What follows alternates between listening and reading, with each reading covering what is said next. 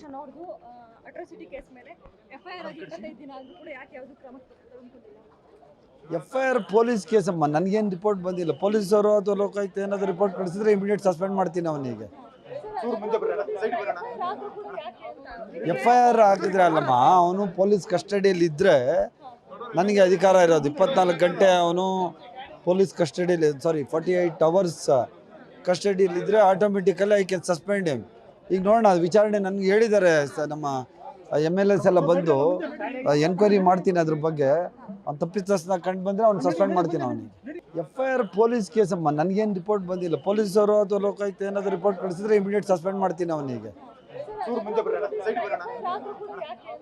FIR ಹಾಕಿದ್ರೆ ಅಲ್ಲಮ್ಮ, ಅವನು ಪೊಲೀಸ್ ಕಸ್ಟಡಿಯಲ್ಲಿ ಇದ್ದರೆ ನನಗೆ ಅಧಿಕಾರ ಇರೋದು. 24 ಗಂಟೆ ಅವನು ಪೊಲೀಸ್ ಕಸ್ಟಡಿಯಲ್ಲಿ 48 ಅವರ್ಸ್ ಕಸ್ಟಡಿಯಲ್ಲಿದ್ದರೆ automatically I can suspend him. ಈಗ ನೋಡೋಣ, ಅದು ವಿಚಾರಣೆ ನನಗೆ ಹೇಳಿದ್ದಾರೆ. ನಮ್ಮ MLAs ಎಲ್ಲ ಬಂದು ಎನ್ಕ್ವೈರಿ ಮಾಡ್ತೀನಿ ಅದ್ರ ಬಗ್ಗೆ. ಅವ್ನು ತಪ್ಪಿತಸ್ಥನ ಕಂಡು ಬಂದರೆ ಅವ್ನು ಸಸ್ಪೆಂಡ್ ಮಾಡ್ತೀನಿ ಅವನಿಗೆ. ಗ್ಯಾರಂಟಿ ನ್ಯೂಸ್, ಸುದ್ದಿ ಖಚಿತ, ನ್ಯಾಯ ನಿಶ್ಚಿತ.